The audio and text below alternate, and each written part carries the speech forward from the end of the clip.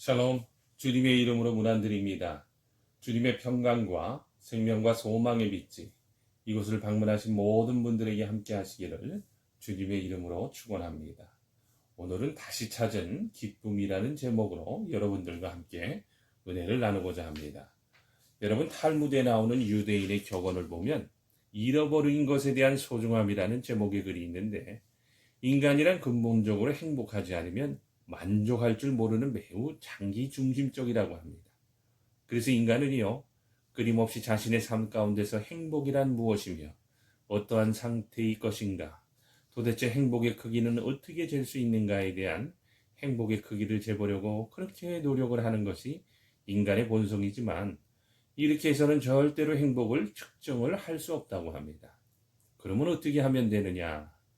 바로 잃어버린 것에 따른 행복을 측정하는 방법이라고 합니다. 저는 너무나 옳은 이야기라고 생각합니다. 어떠세요, 여러분? 우리들의 일상의 삶에서 너무나 쉽게 경험할 수 있지 않습니까? 평소 건강할 때는 건강에 대한 행복감을 모릅니다. 그리고는 건강을 잃고 병마에 시달릴 때 비로소 건강을 되찾고자 몸부림치지 않습니까? 그런데 행복도 이와 똑같다는 겁니다. 우리가 행복에 취해 있을 때는 느끼지 못하던 것은 이것을 잃었을 때야 비로소 그 고통에 의한 소중함을 맛보게 될 수 있다는 거예요. 그래서 얼마나 많은 사람들이 가지고 있던 것을 다 잃고 나서야 나는 행복했었는데 라고 후회하는 것 아니겠어요? 이게 바로 잃었으나 다시 얻은 소중함이라는 겁니다. 어떠세요, 여러분? 여러분도 여지껏 살아오시면서 잃어버렸는데 다시 찾았다는 그 기쁨, 그런 그 기쁨을 여러분도 인생을 살아오시면서 한 번쯤은 다들 경험하지 않으셨습니까? 그렇습니다. 여러분, 물질과 명예와 권세와 건강과 그리고 관계를 다 잃어버렸을 때는 인생의 종착역이었던 것 같았으나, 다시 찾았을 때 오는 그 기쁨의 강도는 이 세상의 어느 것보다도 비교할 수 없는 엄청난 소중함의 기쁨이라는 겁니다.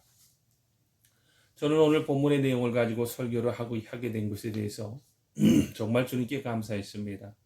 그러나 한편으로는 굉장한 부담도 있었습니다. 여러분도 이미 본문의 내용을 읽으셔서 다들 아시겠지만, 사도 바울이 충격적인 간증을 하는데 자신은 모든 것을 잃어버리고 배설물로 여겼다고 합니다. 얼마나 충격적이며 부담입니까? 여러분 보세요. 손에 꽉 움켜쥐고 살아도 모자를 파내 잃어버리고 버렸다는 것에 대해 이렇게 기쁘고 감사하다며 하나님께 고백을 드리는 사도 바울의 믿음을 보면서 목사이지만 정말 부담이 되더라는 거예요. 우리 한번 7절과 8절의 말씀을 봅니다. 그러나 무엇이든지 내게 유익하던 것을 내가 그리스도를 위하여 다 해로 여길 뿐더러 또한 모든 것을 해로 여김은 내 주 그리스도 예수를 아는 지식이 가장 고상함을 인함이라. 내가 그를 위하여 모든 것을 잃어버리고 배설물로 여김은 그리스도를 얻음이라. 여러분 보세요. 이게 얼마나 충격적이고 부담입니까? 사도 바울은 자기가 쥐고 있던 모든 것을 다 잃어버리고 버렸다고 하는데, 과연 나는 얼마나 쥐고 있는 것을 놓고 사는가에 대해 생각을 보았더니 너무나 부끄럽더라는 겁니다. 그런데 여러분, 이런 현상이 왜 일어나는가를 곰곰이 말씀을 묵상하며 생각하다 보니까 성령님께서 이런 음성을 들려주십니다. 진용아, 네가 나를 믿어도 인격적으로 알지 못하기 때문이다 라는 음성이었습니다. 그런데 여러분 잘 아셔야 합니다. 이런 문제가 저에게만 해당된다고 생각하는 분들이 계신다면 그분은 착각을 하고 계시는 겁니다. 그래서 여러분, 말씀을 끝까지 놓치지 말고 들으셔야 합니다. 오늘 본문의 말씀을 깊이 있게 한번 보시게 되면 사도 바울이 그저 버린다는 말을 하고 있는 것만은 아닙니다. 잃어버리고 버린 것만 있는 것이 아니라 다시 얻은 것도 있다고 하는데, 그것을 뭐라고 합니까? 예, 맞습니다. 바로 예수 그리스도를 다시 얻었다는 거예요.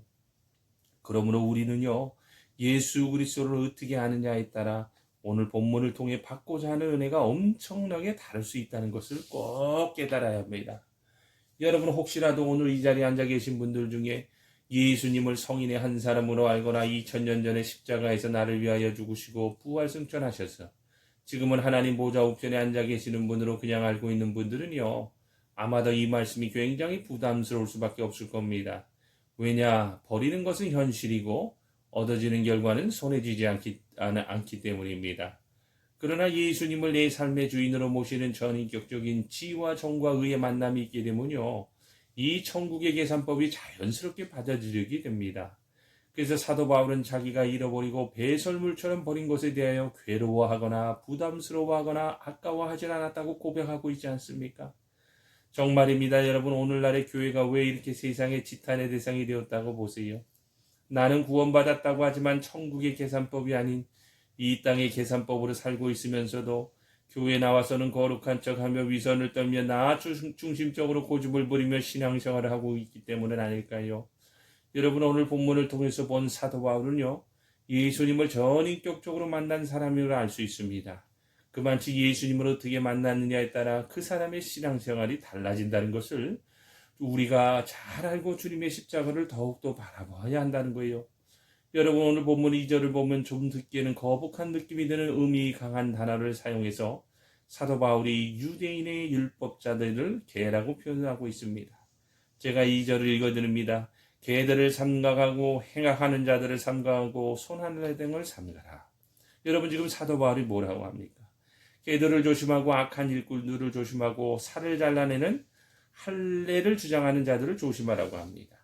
그런데 여러분, 잘 아셔야 할 것이 이 이야기의 대상이 누구인가를 잘 아셔야 하는데, 바로 그 개와 같던 유대인 율법주의자가 바로 사도 바울 자신이었다는 거예요.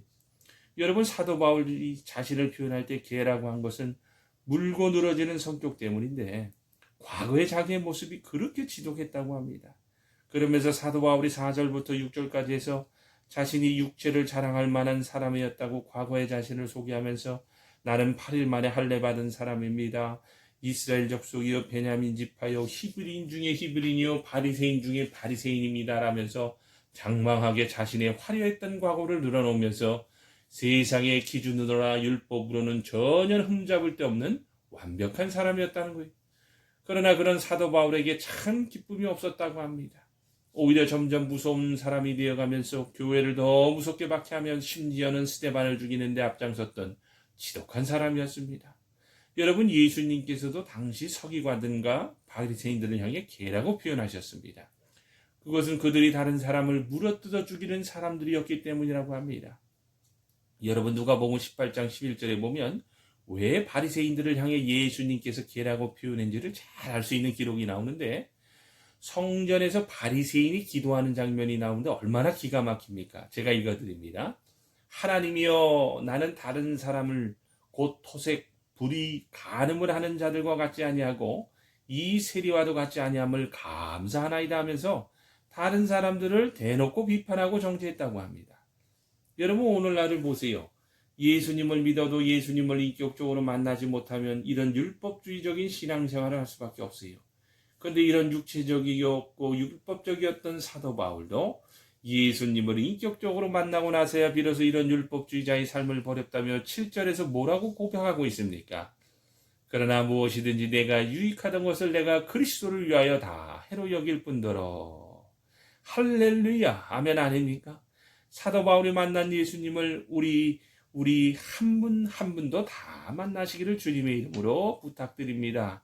저는요, 제가 목사로서 말씀을 전하면서 꼭 한 가지 잊어버릴 수 없는 너무나도 중요한 것이 하나 있는데, 그것이 바로 예수님이 없이 말씀을 전하는 목사가 되지 않게 해달라는 기도입니다.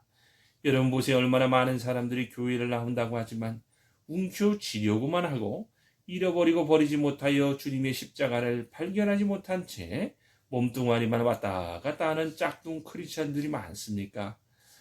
여러분, 저는요, 어쩔 때는요, 두렵고까지 합니다. 왠 줄 아세요?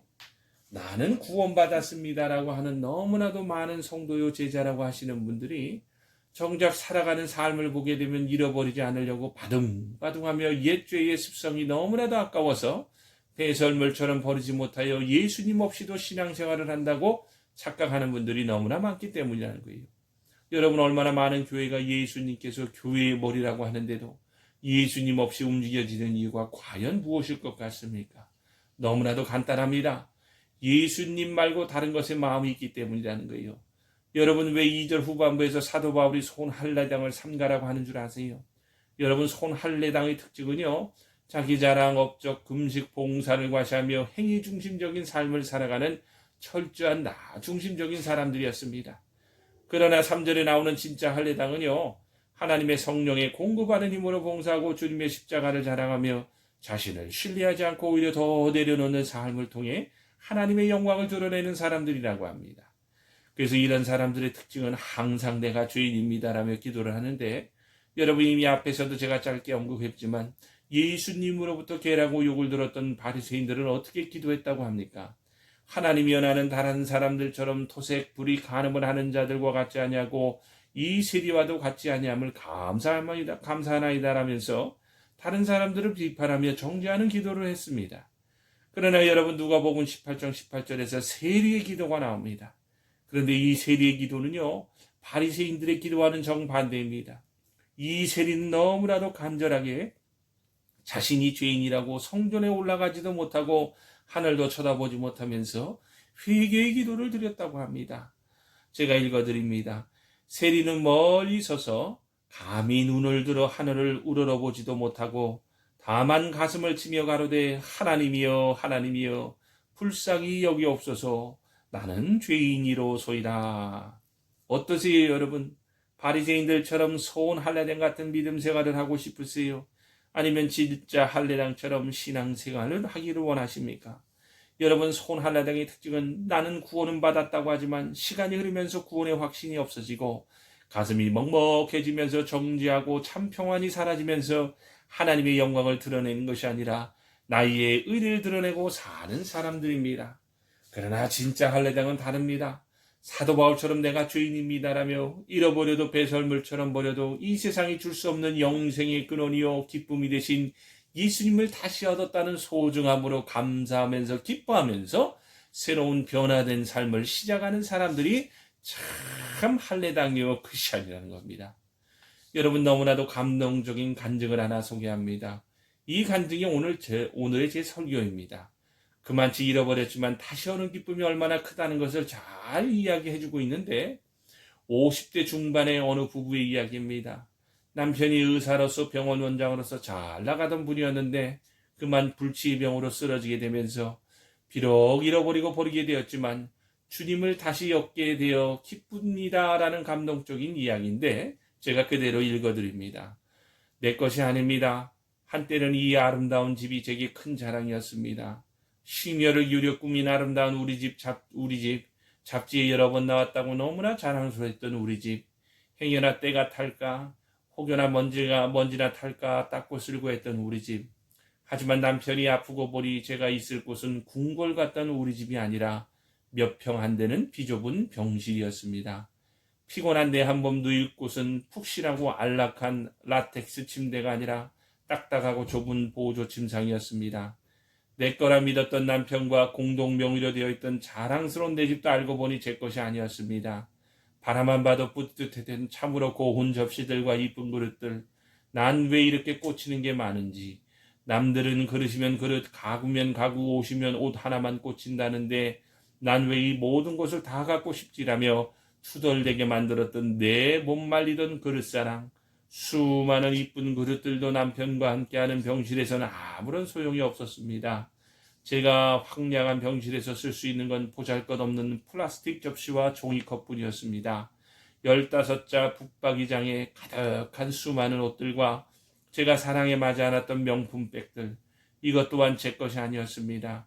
남편과 함께하는 병실에서 편한 추리닝과 레깅스면 족합니다. 귀히 여기던 명품백도 필요 없습니다. 어디 그뿐인가요?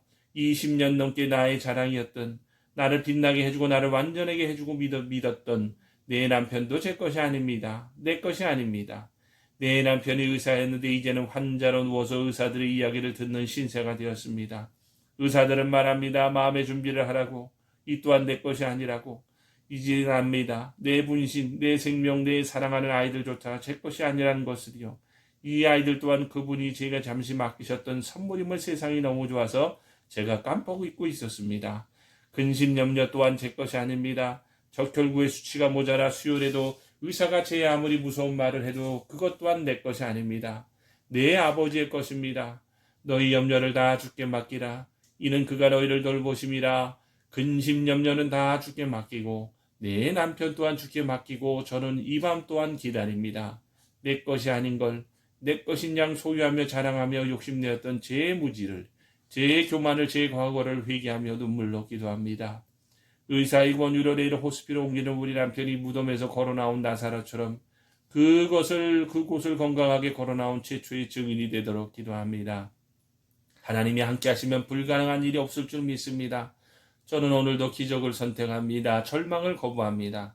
내 남편이 살아서 하나님을 자랑하고 증거할 수 있도록 그분께 매달립니다. 그리 아니하실지라도 평생 그분을 사랑하고 섬기겠지만 오늘은 꼭 그리 해주시기를 무릎 꿇고 기도합니다.